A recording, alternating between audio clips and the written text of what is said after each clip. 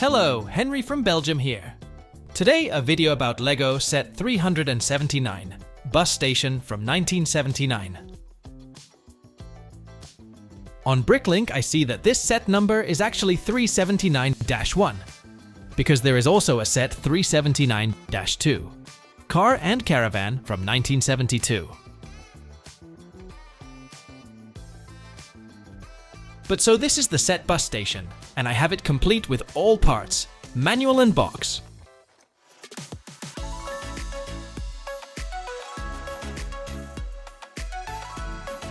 It's been a while since I found a real old vintage set with minifigs from the last years of the 70s. I like collecting these sets the most. The box, manual and parts really give a good representation of how the designers made their designs at that time. The box still looks nice. I do notice that no glossy cardboard was used. It looks rather matte. The size of the box is not that large, since you have to slide the base plate separately under the cover, and you cannot place it at the bottom of the box. The set has the theme, Town, and the sub-theme, Classic. It consists of 172 pieces and 4 minifigures.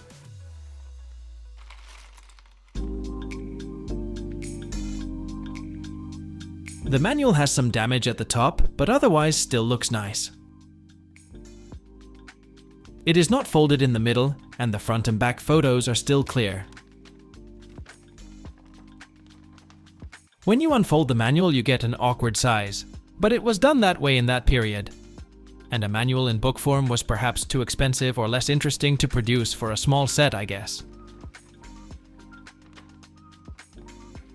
I always like the drawings. They are drawn by hand, and I sometimes find the perspective a bit strange, which makes it funny.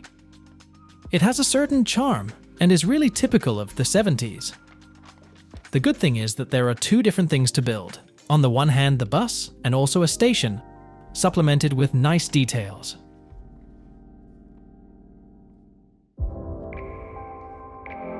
The base plate is a light gray 32 by 32 road with crosswalk print. This version appears in 9 different sets, and the year 1979 was actually the first year in which this base plate was used for a set. You could already buy it separately in 1978, so actually this type of base plates was still a novelty when the set was released.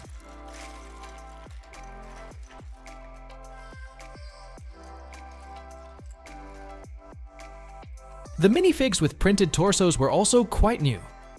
Previously there were the classic space minifigs with prints, but many other minifigs initially still had stickers on the torso.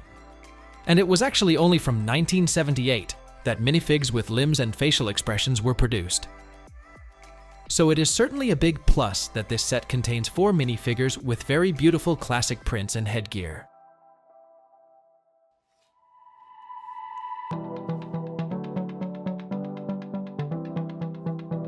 What is also fun and gives the set a personal touch are the stickers.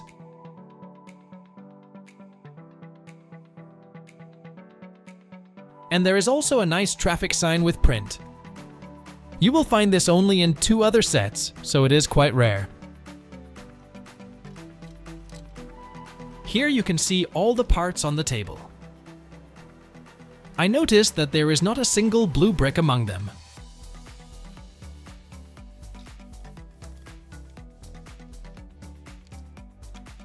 I will build the bus first, and the base consists of black plates and red bricks supplemented with white windows.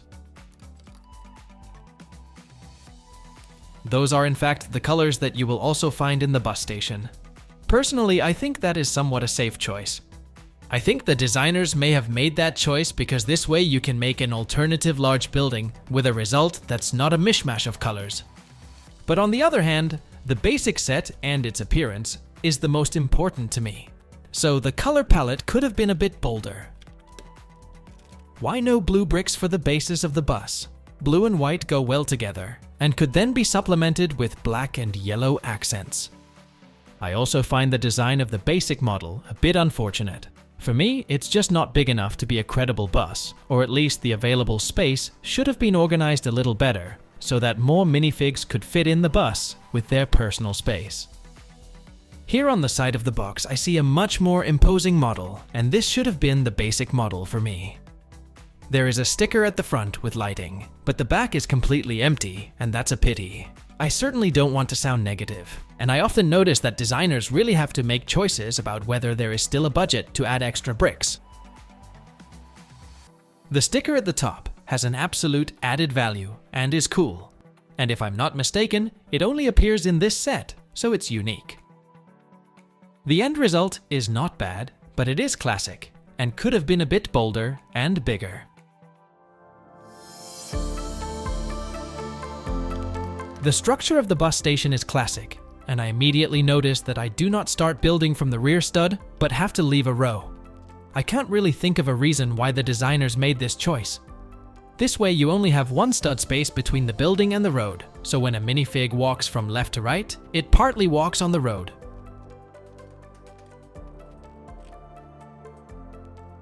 The many windows are a nice change in the construction, and a good solution to create light and air. I do note that I have versions with an opening in the window, although I do not see this on the box or in the manual. When I look it up on Bricklink, I see that there are several possible versions. The windows are equipped with connection points to install shutters, but in this build, they are a bit useless, because you can't place two such windows next to each other with the connection points all on one side. It would be a bit strange to put shutters partly inside and partly outside. The positive thing is, of course, that you can tilt the windows open.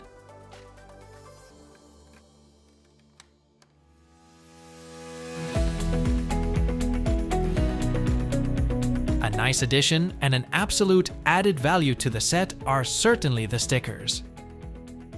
The one showing the bus's driving times is even incorporated into the construction.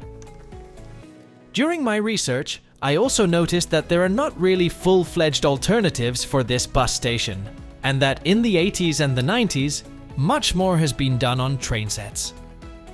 Though buses also seem to me to be an essential part of a town, and they are certainly a nice addition if you want to put together a customized town. The bricks with the clock stickers on both sides are also cool. By mounting the bricks on a black tile with a stud, you can turn the clock in various directions. There are a lot of nice extras and decorations on the other side of the base plate. This way, this side is also well filled and everything is one beautiful whole. It strikes me that inside the station there is a slope brick that may represent some kind of cash register system, but too bad there is no print or sticker for this. The building experience was fairly basic, but fun. I am happy that I discovered this set, and it will certainly have a nice place in my collection. I have already given my opinion on many elements throughout the building process, and it might sound critical or negative at times, but that is not my intention. Of course, I also realize that this is a set from 1979, and when I see the set now completely finished, I can only conclude that you get a lot. A base plate and minifigs that were still a novelty at the time, a building with a vehicle, nice stickers, and a lot of decoration. I think as a child I would have been very happy with this. Feel free to comment below the video, and don't forget to subscribe, it's free. Thanks for watching and see you in the next video.